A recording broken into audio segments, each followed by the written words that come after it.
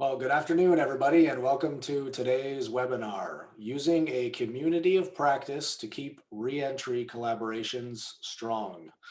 Today, our webinar is presented by Essential Education, and today we have Dan Griffith, who's going to share a few words with us. Dan? Thanks, James, and hello, everybody. Let me just share that. There we go. We're always excited to be able to sponsor these webinars with COABE and appreciate our working relationship with them. In just a minute, I'm going to put up this QR code again.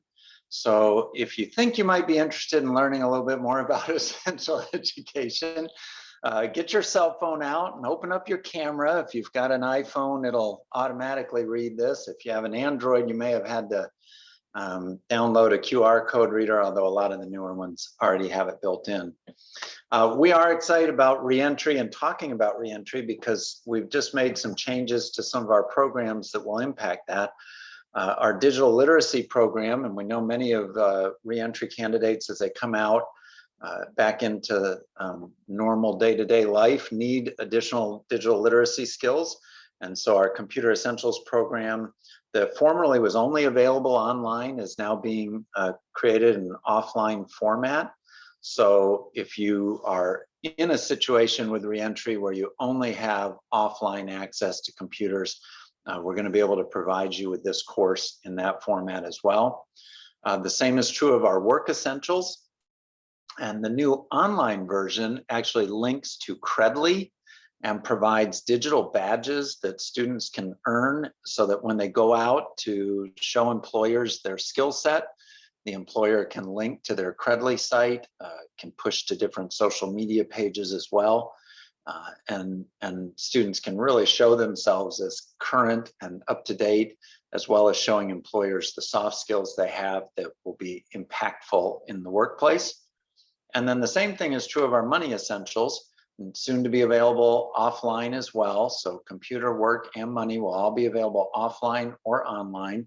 And I think this one's a really important one for many of our folks going into the reentry phase. Knowing how to manage your money effectively has to have an impact on your ability to stay, in population, not end up in a recidivism statistic. So this is a great course. It talks about those paycheck loans and budgeting and financial goals and setting up credit, things like that. So we're excited to offer these in both the online and offline format. The offline will be available, we're hoping by the end of May, but you could certainly look at the online content now to show you what's coming in the offline version. And if you'd like to do that, again, if you have your phone out, on the left-hand side, you can just send us a message. That's kind of a contact us link. And on the right-hand side is a link to a page where you can request a demo. That'll go to your sales rep specifically, and they'll connect with you to set up a time to walk through the program, set up a demo seat, give you some opportunities to try it and play with it. So with that, we thank you very much. Appreciate all everybody does in the field of adult education. If you're an Essential Ed user, feel free to throw something in the chat about our programs. We love to see that. And thanks again, James, for the opportunity to sponsor this session.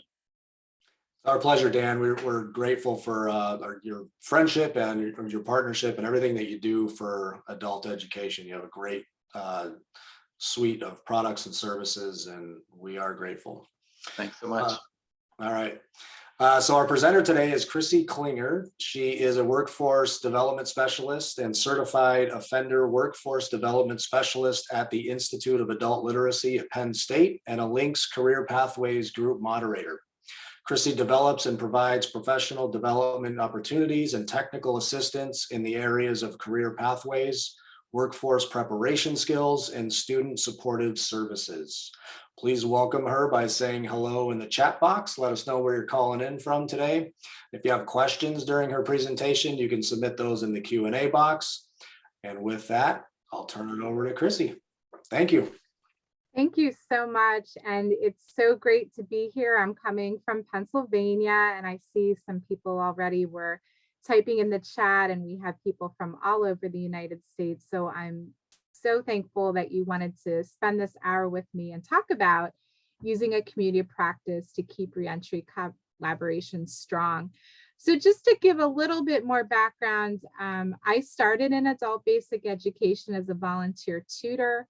I was a teacher. I did teach some classes in the county correctional facility for a little while. And over the last few years, I've been working more in the professional development role and helping support all of our adult basic education programs across the Commonwealth of Pennsylvania with helping individuals both behind the walls and beyond the walls. So today we're going to talk about how we've used this idea of community of practice to keep our reentry collaboration strong in Pennsylvania. So we'll explore how we've been working not just in adult basic education, but along with our community and workforce partners to increase collaboration and be able to provide more seamless services to individuals that have been impacted by the justice system. We'll also talk a little bit about the key elements of a community practice. So if this is something that you might want to do in your local area or across your state, we'll kind of walk through what that might look like. And then finally, we'll look at some tools and resources as well. So all of the slides will be available through COABE, and as we near the end of the presentation, I'll also put my email address in the chat if anyone wants to reach out and has any additional questions or needs links to resources. And again, as mentioned, please feel free at any time to put questions or comments in the Q&A box here on Zoom. So first, I want to take a moment to talk about the different ways we do professional development and the opportunities that we offer in our state. And I think, this really varies across our country in what is provided to our field in adult basic education. So in Pennsylvania, we do some face-to-face trainings, and like many areas during COVID, that has lessened, but we're seeing that we have that picking back up again as we start to come out of COVID. But face-to-face training can be costly, and a little bit later, I'll even show a map of Pennsylvania. And for those of you that aren't familiar with our state, we have large cities like Pittsburgh and Philadelphia, but then we have very rural areas as well. And so again, face-to-face training may at times exclude some people from participating. It can be a little bit difficult for our program staff to get to those face-to-face trainings. So that's where the online trainings and professional development offered online has been very helpful. So we do some synchronous training where we do live webinars. So just earlier today, I was doing a lunchtime webinar. So in our state, every Friday, all of our adult education practitioners have the opportunity to participate in that synchronous online live training, and the topics vary from week to week. We also offer online asynchronous training, and we do this two ways right now. One, we do it through our professional development system within adult basic education, but we also across our state have combined with the Department of Labor the Department of Vocational Rehabilitation, Department of Corrections, Department of Health and Human Services within our state. And we've developed an online learning portal and have developed some online asynchronous training that all of the partners had input into and can take together. So our first module focuses on understanding the WIOA, the Workforce Innovation and Opportunity Act partners. And the next module that we're releasing statewide through that portal is focusing on shared case management and working collaboratively to support shared and clients and customers. And we're excited to keep growing that. And we're also looking at each of us looking within our own silos and saying, okay, what training do we maybe offer that we could be putting into this combined portal. So we're kind of excited about that, that we have so many different ways to offer the online trainings and can really bring lots of different partners into those. And in the end, the goal is that we can make all of these services that we provide more seamless for adults and help them progress along their education and career pathways. In addition to some of those more common ways of doing professional development, we also do study circles. And so sometimes those look like a group of individuals reading a book and then coming together on webinars or through discussion forums to talk about the topic of the book. So recently we did a study circle on nudging and being proactive and supporting our learners with getting their needs met to keep coming to class and overcoming obstacles. And then we have our community of practice, which is the focus of what I'm going to talk about today. We've also done action research in the past and had some great facilitators come in to help with that. And then finally, mentorship and coaching. So we see that in many different levels. So we have teachers coaching other teachers. In our state, as it was mentioned, I support our student support coordinators. These are adult education practitioners that are helping students identify barriers and connecting them to all the different partners and getting them co-enrolled in services. And then even just the mentoringship and coaching of getting into the workforce and being successful at staying in the workforce and progressing along a career pathway. So I want to talk a little bit about the journey that we took to get to this very active community of practice that we have. So in 2018, our state received funds through the Department of Corrections to offer an offender workforce development specialist training. So you might see, this is something that's done across the country. So you may see people with the credential of OWDS, that would be the offender workforce development specialist. So they invited people from all of the different titles under the Workforce Innovation Opportunity Act. They invited people from parole and probation, correctional facilities, community organizations, pretty much anybody that wanted to, come do this work together and help people move from their correctional status into the community and be able to be active members of the workforce. We could come to this training. It was so many hours online. So interestingly, this training combined a lot of different components of professional development. We did some online, we did some face-to-face training. We had to do work in the field and do a practicum and, do some assignments and turn that in and then come back to face-to-face. We had an exam that we had to take. So upon getting lots of people certified as this OWDS, from there, we started having a kind of like a train the trainer and filtering down the information and doing more face-to-face regional training. So a lot of us that were certified would help with those regional face-to-face trainings and do like 2-day abridged trainings and help people understand how to work at their local levels to have seamless services for individuals that were impacted by the justice system. So then in 2019 to 2020, we started to implement this community of practice within our adult basic education providers. Many of our providers that do have classes in the community have the option to provide classes in the county jail. So our state Department of Corrections has their own teachers and educational programs, but our county jails have to rely on community partnerships to provide educational programming to the individuals. So some of our programs decide to have the county jail just be like another classroom and go in and provide services. But as I mentioned earlier, Pennsylvania is a very diverse state. So what works in one area might not work in another. And it was difficult for people to really know what was happening from one correctional facility to another, or how programs might work with an individual behind the walls for a little while and start maybe some of the sections of the GED test, and then how do they help them navigate out into the community, finish their sections of the GED or the high set exam, and then get into workforce programming.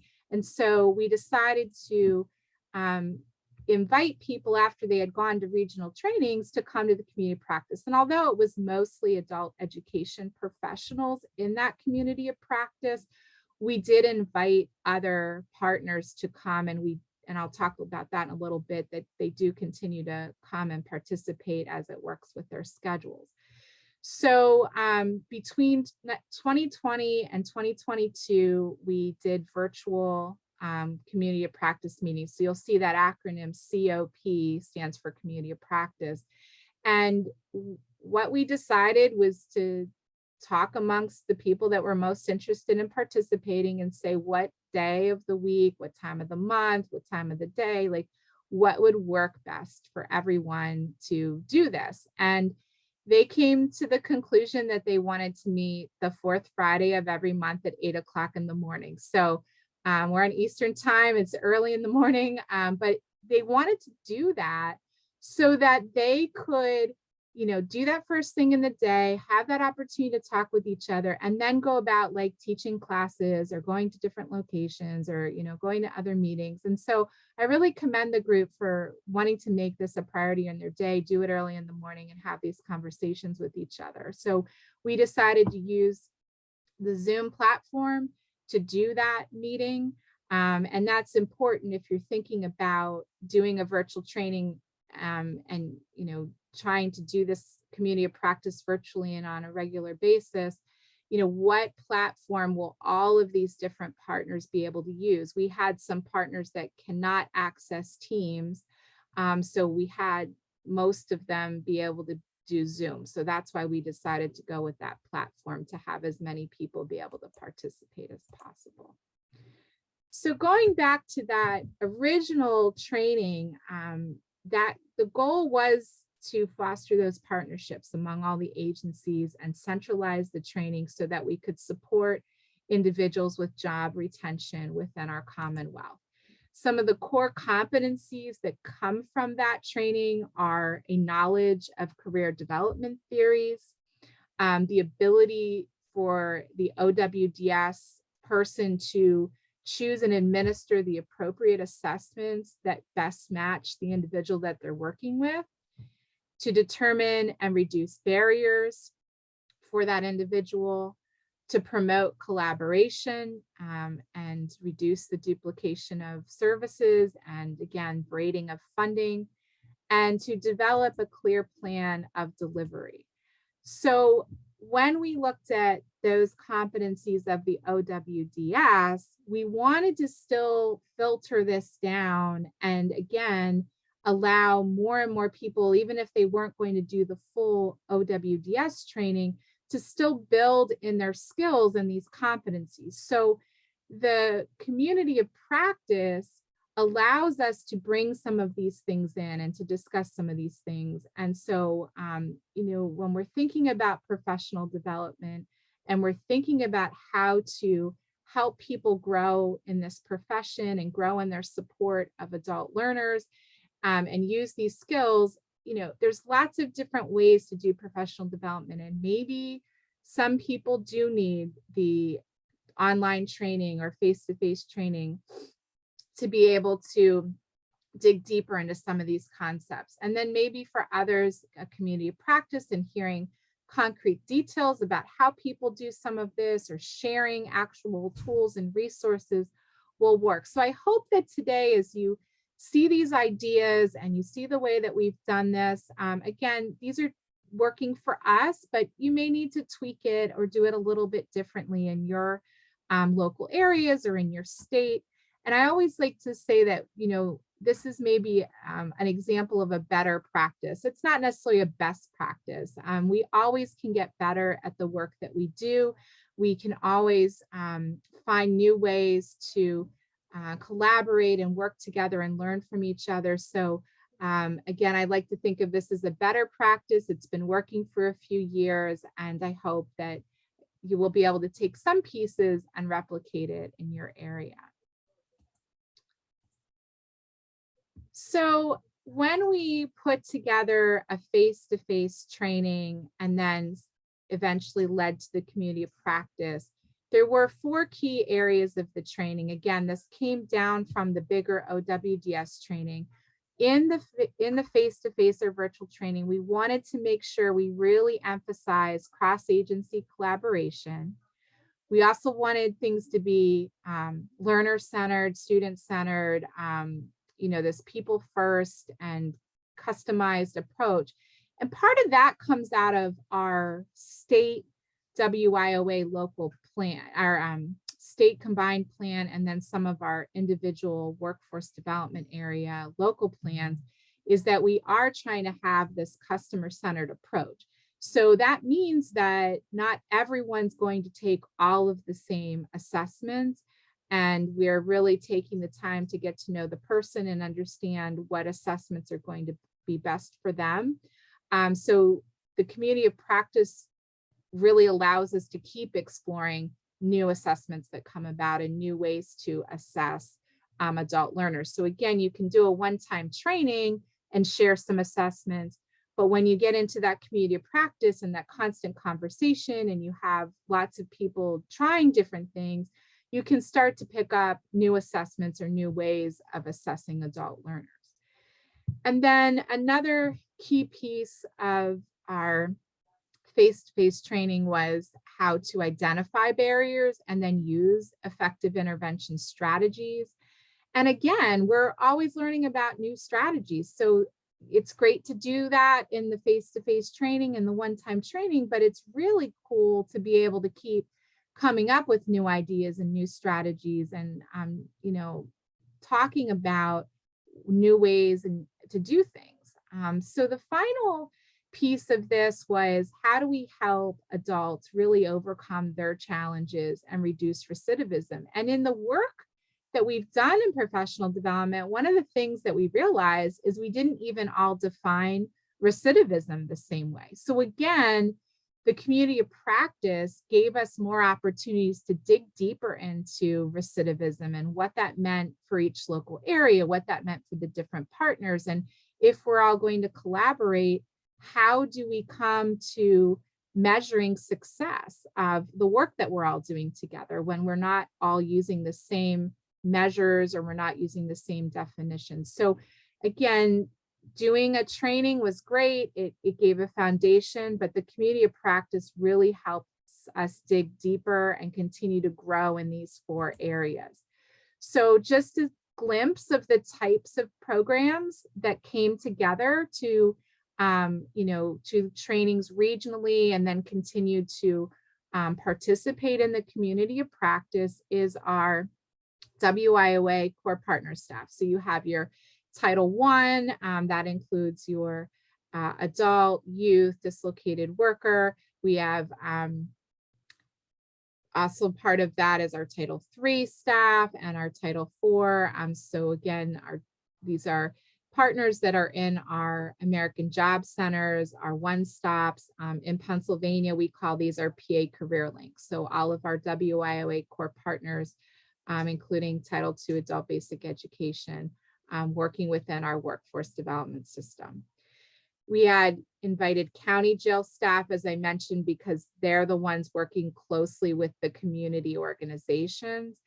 Our probation staff in some of our areas, it is a requirement of probation that adults do so many hours of adult basic education, or that they complete the GED or high set exams to get a high school equivalency, and they can't get off probation until they complete that. So it's important to have that staff at the table with us, because they may not always realize how long it might take an individual, or all of the supports an individual might need to be successful with their education goals. Our health and human services staff were involved. Again, in our state, these individuals can help with medical assistance, food insecurity, housing, and many different things that individuals need to have their basic needs met, again, so that they can be successful with their educational goals.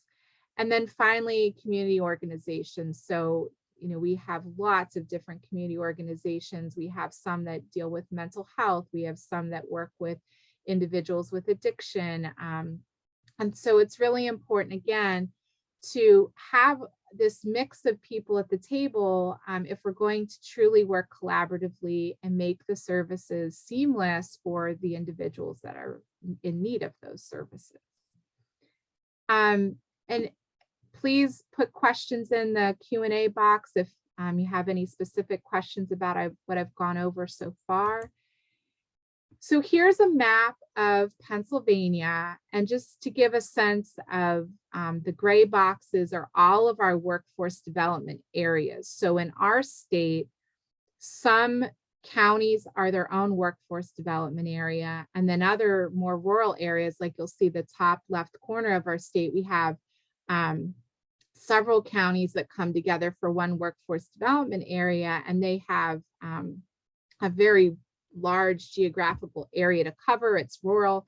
And so the blue stars are where we did initially do some face-to-face trainings, and the red circles are all of the different partners that came from different workforce development areas. So when we first did some of those face-to-face trainings, there you can see we had a good mix from different pockets of our state coming and then joining in on the community of practice virtually afterwards. So, we had some rural counties, maybe on the western part of the state, still being able to talk and converse with some more rural counties on the eastern part of the state. We had some larger workforce development areas being able to talk with other large workforce development areas. We had partners from small workforce development areas being able to talk to partners from other small workforce development areas. And so what was nice, about having this diversity right off the bat is, as soon as we started the virtual community of practice, the very first meeting we did have a good representation of people from all over the Commonwealth of Pennsylvania. So to start, it was diverse, and then it just continued to grow from there. So we continued to offer some face-to-face and online trainings, continued to let anybody join the community of practice that wanted to join and share information and learn from each other. This is just a screenshot of our online learning portal. So people would be able to go in for that training, access the different resources. So we had a learning management system that housed that. But once they had done the course, and after a while, it would lock up and they could not go in there anymore. And they didn't really have a reason to go in there anymore, especially since we had that community of practice continuing to go on where we could share information. So they really didn't need to go into the portal. So one of the things that we did is create a virtual binder. And I just threw up a couple screenshots of this, and obviously you're not going to be able to see them that well, but just, this is in a Word document, and it's an editable Word document. So it's a virtual binder where they can take pages out and just photocopy something or print something if they wanted to. So like, for example, right here on the second screenshot, it was a chart of like a barrier assessment that you might do with someone, where it had a list of things, and then it said, was this like a current barrier? Has it been a barrier in the past? Could it be a barrier in the future? So they had this in their binder, and they could, just use that page with an individual if they wanted. And then the third shot is like, we had some of those career development theories in there, and so they could go back if they wanted to review that. And then we had, a page at the end with a bunch of links. Again, though, you come to a training, you get a virtual binder. Some of those links after a while might not work. And so by having the community of practice ongoing, we can continue to add to those resources or update things that may have changed since when they first took the training. Okay, I am going to pause for a moment. Someone asked a question about our average stay in our county jails, and do you also provide services to offenders in your state Department of Corrections? So in our county jails, usually people do not stay beyond 2 years. So we have some people that may be in the county jails from anywhere from 6 months to about 2 years. In some cases, they're in our county jails for a few months and are waiting to go to our state correctional facilities. Other cases, they're serving their full sentence in the county jail. We've also had situations where some of our county jails get crowded and they have to borrow and rent space from other counties. So what will have happen sometimes is an individual might get moved to a county jail that's not their local community. So we can still have, for example, let's say Beaver County is just outside of Pittsburgh. Maybe someone's in the Beaver County jail and they are going to be able to receive adult education services and start working on taking sections of their GED test while they're in the Beaver County jail.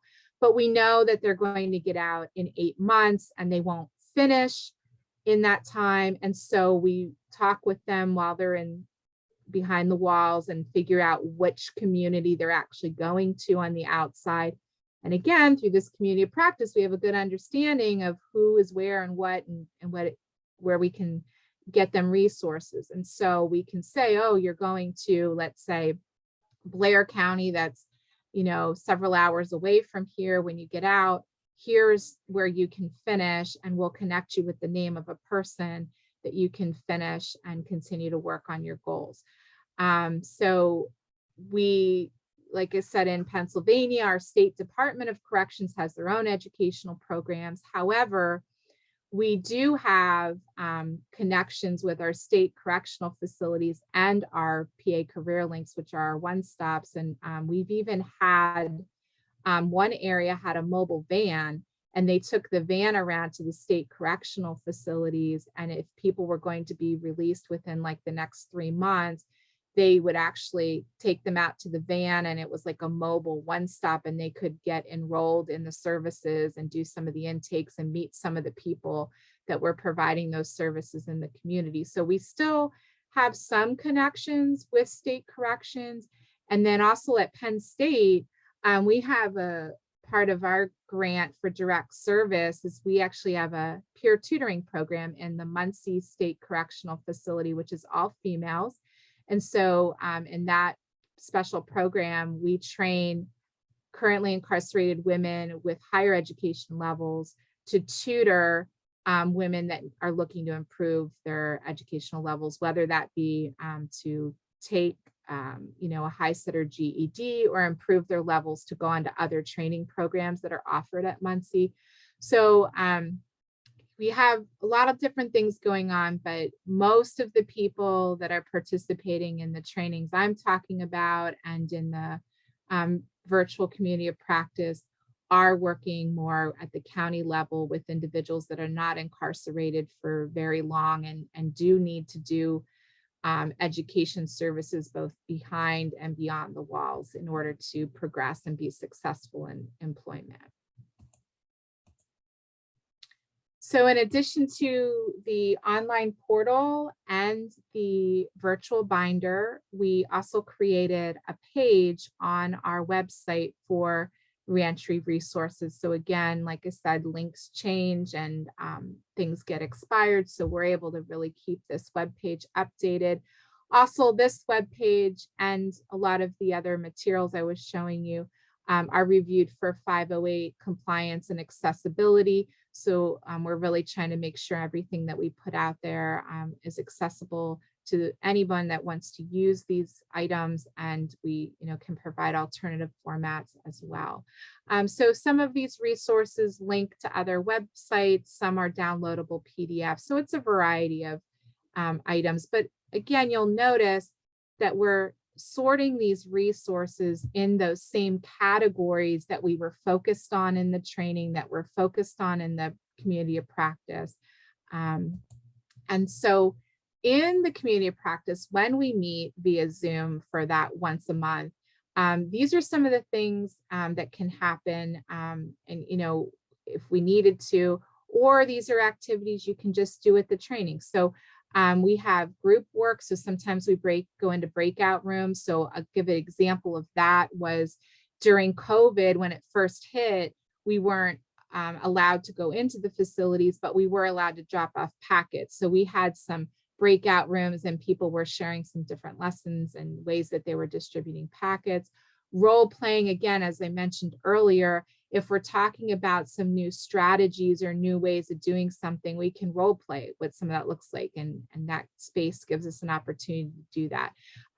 We've done that through breakout rooms. We've also just done it where sometimes two people might just meet through the community of practice and then decide to set up their own Zoom meeting, and the two of them role play through scenarios and practice some different skills. So for example, motivational interviewing or using open-ended questions. Some people have really enjoyed being able to role play that to get comfortable with it before they're doing that with the adult learners. We can talk about different scenarios and work through how to solve some of those problems. When we do things face to face, we can have like a real resource table where people bring things and share things, but virtually we can do that through a Google Drive and having things all in one folder that's accessible to all. And I actually have that folder opened that everybody in our community of practice has editor rights, so they can add things. So right now, we just met this morning actually, and we talked about all of the reentry fairs that are happening across the Commonwealth. And we just put everything together in a Google Doc with the flyers, with the links. And like we talked about how some people might visit another area and see how their reentry fair operates, and then they might try to replicate that in their area. And then we have a parking lot. So again, when we've done things face to face, the parking lot might be a big piece of chart paper in the room and people put questions as things are going on in the training. But we also have a parking lot that's a Google Doc. So anytime someone can go in and ask questions and other people can check and put some answers or links to resources in that parking lot. All right. So in addition to our normal community of practice members who, again, as I mentioned, are mostly adult education professionals, but might be also some other WIOA partners or correction staff, we do bring in guest speakers. And a lot of times that comes out of our conversations and what problems we're working on or what we don't know enough about, or we don't have an expert in the group about that topic. So we've had individuals with lived experiences come on. And so, we're all trying to talk about like how to deal with, what happens the first 30 days that someone's out. Well, let's have somebody who's been in those first 30 days and had to come out and let's hear from them. What worked, what didn't work. And so we've done that with them coming on live during our community practice, but I've also done it where some of those individuals work and they can't come on when we have our meeting. And so the group gives me questions. I meet and do like a recorded Zoom meeting with the individual.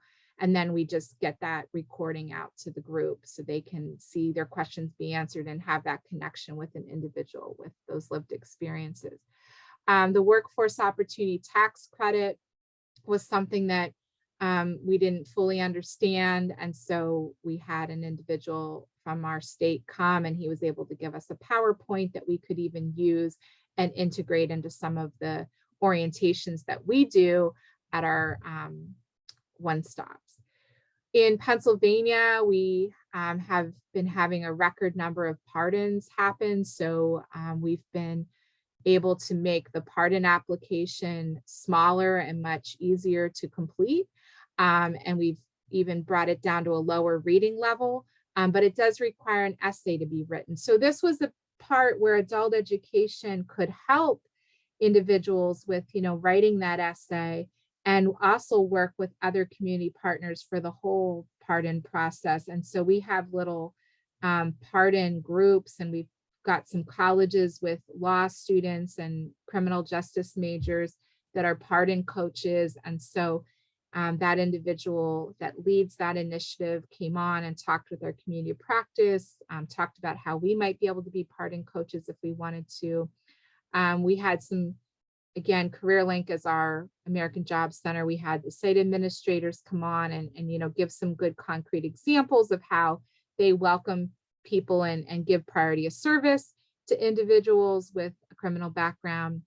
And then we also had probation officers come on and talk a little bit about some of the requirements that they have, and how some of them have offered to allow some of us as WIOA partners to meet as a group with learners at the probation office, or the probation officer comes to the CareerLink or the One Stop to meet, to again sort of limit how much the individual has to keep getting to all of our different offices. I do see a question in the chat about volunteers. So yeah, I mean, across our state, we have lots of volunteers that are classroom aides. We've got, volunteer tutors, some of which, have teaching degrees or bachelor's degree in different things. We've, like I said, trained some other individuals who've had lived experiences in volunteering and tutoring. So not only do we have volunteers that go in to our facilities behind the walls, but as I mentioned, we even have volunteers that are helping people when they come out. And, in some cases, the pardons process, I mean, they've been out for 10 or 15 years. They're really doing well in the community, but they're ready to go, for a promotion at work, or they're ready to go for a new type of career, and they've done the training, but that criminal record is still a barrier 10 or 15 years down the road. So it's been great to have so many different volunteers find different ways to help individuals come back into the community. You have, it's well over 75% of the people incarcerated are coming back into our communities. So it's really important to get people in the community to understand, some roles that they can play in helping individuals come back in and be successful. So we also do some action plans and follow-up coaching. So again, individual groups can get together, and this is the template we use for the action plan. We sort of talk about the current reality, and really important, like coming together to figure out what success will look like. So again, as WIOA partners, we might all have these core outcomes, and that we're all trying to get educational gains and have people get employment or go to training. But when you start adding in some of these other partners, they may have different measures of success. And as I mentioned earlier, we didn't all have the same definition of recidivism. And so writing this down, figuring out, who's going to do what, and, coming up with plans, and then being able to come to those community practice meetings and say, hey, we're stuck on this part of our plan. Who's done this before? What did it look like? How did you get there? And so, one of the things that we've been talking about recently is just how do we make sure that people that are starting with us behind the walls truly come out and finish. We don't want to see them doing like 3 sections of a GED or a high set and then not coming out and completing. Or we don't want to start somebody on a high set in the county jail and then they only can do the GED at the state level, or they start the high set and can only do the GED in the county that they're going to return to. So again, how can we work together to share those ideas and plans and help each other out? So ultimately making things more seamless and better for the individuals that we're serving. So we built this community of practice, as I mentioned, a few years ago, and it's really, a group of people who share a concern or passion for something they do, and they want to learn how to do it better. As I mentioned, it's, better practices. And so we're interacting regularly with each other through those meetings. And when we got this going, the idea wasn't we're going to do the same thing all the time, and we're going to have the same people always there. Like I mentioned, we have so many different partners, they all have different responsibilities. And so we have this shared domain, which we all agree that we came to this community of practice because we have an interest in corrections education and reentry. We also discussed that in our community, that we don't work together daily, and we may or may not have the same job responsibilities, but that is why we are there together to learn from each other and understand what each other does and understand how we can support each other's work. And then finally, we wanted to have that shared repertoire of resources. We wanted to share experiences, stories, tools. We wanted to come together and think about ways of addressing reoccurring problems. As I mentioned, what we're talking about right now is how do we continue to get people to finish services on the outside, to stay connected to us? Does it mean we need to use the same person behind the walls and beyond the walls? Does it mean, having specific names or faces or actual appointments before they leave?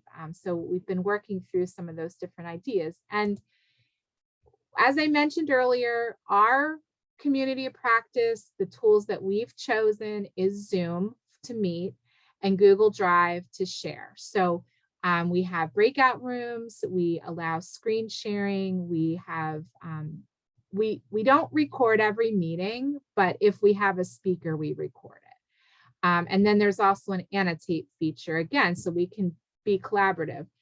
The Google Drive allows us to store materials and share materials. And as I mentioned, we have our set that everyone has edit access. So in a few slides, I'm going to show you like a visual of what the ecosystem of a community practice looks like. But although I started and mostly lead the community of practice, there are plenty of times where someone else leads it, or someone else is doing most of the talking, or someone else is bringing about the resources and sharing. So that's really the heart of that community of practice, that it's not just one person that's always doing the talking or the leading or the controlling of things. And so by having everyone be able to screen share, everyone be able to annotate, everyone have edit access to the Google Drive, we're sending that message that we are a community and we all have an equal part in learning and solving problems together.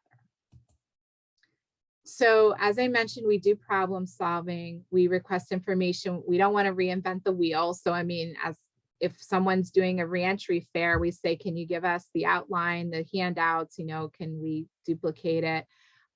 We are seeking experience and hearing from people that have tried things and what worked and what didn't work.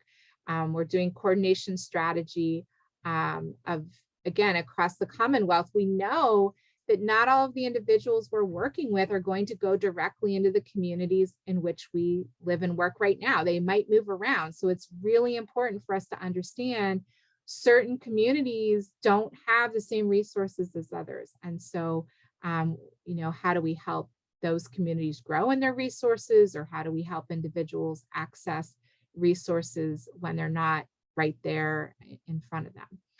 And we, try to map our knowledge and identify gaps. And so again, we knew that we had a gap in understanding the tax credits. We had a gap in understanding the pardon. So those were times where we had to bring somebody from the outside of our community to come in and help us build in that knowledge. And again, they shared that information for us to store in our Google Drive, so we continue to have those resources.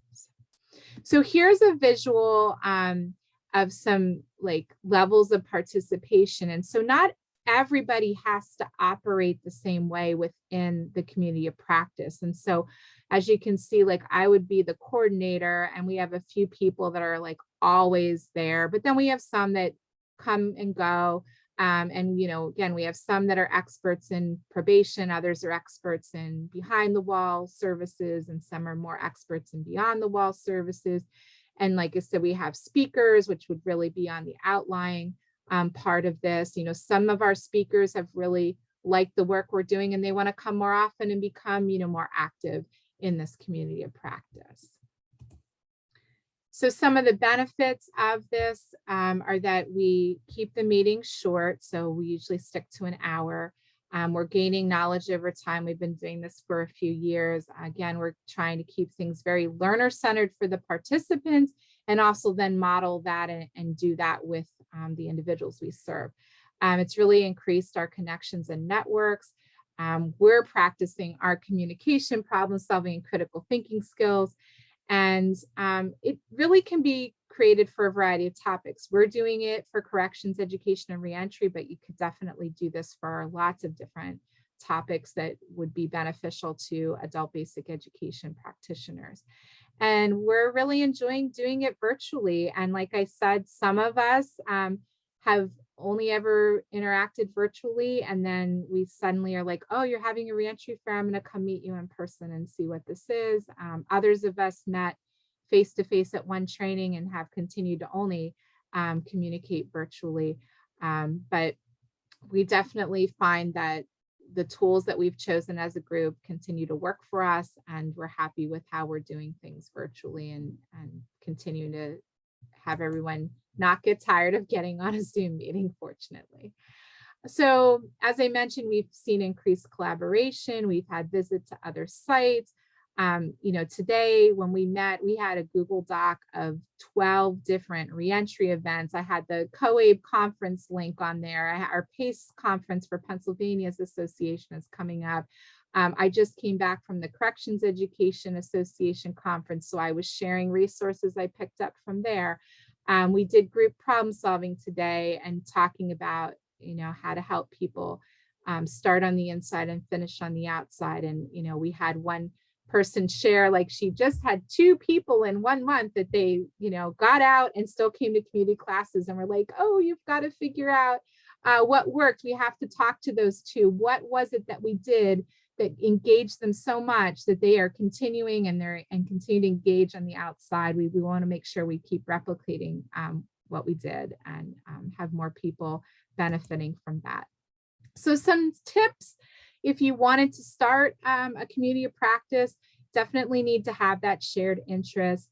Determine who's going to best benefit from the community, and how will you have new people join. I mean, we just do it rolling, let anybody in anytime, and we're all fine with that. But depending on the topic of interest or how you're operating it, you might want to do that differently. We agree on the activities as a group. So even though I'm like the main facilitator, I don't just put a presenter on without the group telling me that that's what they're looking for. And again, really talk with the group what technology is going to work. You don't want to just pick a tool and then find out a bunch of people that want to be part of it, their organization doesn't allow them to use that tool, and then they can't participate. Like I said, Zoom and Google Drive are working for us, but I mean, there are a lot of restrictions for people that work in the corrections space. So if you want those people to be part of it, or if you want people with lived experiences to be part of it, you really need to have a clear understanding of what's going to work for the whole group. So just some different resources that, again, will be available from the slide deck are, if you're going to work within COPs, if you just want to better understand this, because obviously 1 hour doesn't make you an expert on it, there are some resources that you can read and look at some research around social learning, and just some different research articles on community of practices in general. And then if you aren't quite ready to start a community of practice in your state, or you've never been part of a community of practice and you just kind of want to see what it feels like, I recommend you look into Links community of practice. As it was mentioned early on, I do moderate the Links community of practice for career pathways. So I'm doing a community of practice in Pennsylvania around reentry, but then I'm also at a national level helping to moderate a community of practice around career pathways on Links. And Links has many different areas. So we have career pathways, we have a disabilities pathway group, we have a corrections education and reentry group, we have a group that focuses on technology, a teaching and learning, and English as second language. And I'm sure I'm missing some because we have so many, but that's a great way to just experience. You go on, create a links account, and then just start interacting, whether it's through a live event or it's through discussion. And you can post your own discussion thread in that community and ask for suggestions or comments or conversation. If you feel brave enough to start a community of practice in your local area or in your state, I do have a link there to a community of practice development manual that you can check out. And like I said, I'm going to put my email in the chat box. And thank you, Jen, for putting the link to links in there as well. Hopefully all of you can get on over there. And so I was glad to see that Dan had you all practice with QR codes, because I do have a QR code I'll put on the screen. So hopefully if you're coming today through your laptop or desktop, you can aim your phone camera at that QR code and get some of those resources and make connections with me. So again, my email address is in the chat and on the screen. You'll have access to these slides. The web address for our links community is there. I would love to continue to connect with you through LinkedIn and Twitter. I hope too that many of you that are going to the COABE conference, whether that's virtually or face-to-face, that you'll consider meeting up and talking with some other people that were here. So take a moment to look at this participant list, see who and all's here, and maybe continue to have conversations about community practices and how that model of professional development can really grow and help people work together on a shared topic. And you know, again, I would think that many of you are here because you're interested in reentry. So again, looking at some of the names of the participants, and we have some great reentry related threads and sessions at the COABE conference. You know, again, hopefully some of you can connect there. We hope that you'll connect through many of the other avenues that COABE provides. And I just want to thank everyone. We have about 2 minutes. If you have any other questions or comments, you can put those in the Q&A box and I'll be happy to answer that. And just really thank you for coming today. Make sure you answer the webinar poll before you leave, and have a great weekend. Great. Thank you, Chrissy. That was an awesome presentation. I want to thank everybody for joining us today. Thank you, Dan and Essential Ed, again, for sponsoring this webinar. Without your support, we wouldn't be able to offer these to our members, so we're grateful. If everybody, like Chrissy said, if everybody could take a second to fill out the quick 1-question poll, that would be awesome. And as you're logging off, I hope everybody has a great rest of their day and a great weekend. Thank you very much. Thanks, Chrissy. Thank you. Do I need to, will I get to see the poll results, or only you'll get to see them? I can share them with you. Okay. I do see a question. So is Mark still, if Mark is still on, Mark is a link, you can go to links and actually post questions in the reentry group. Or you can go to the reentry group and there's a search feature. So you could put in like reentry navigator or just reentry.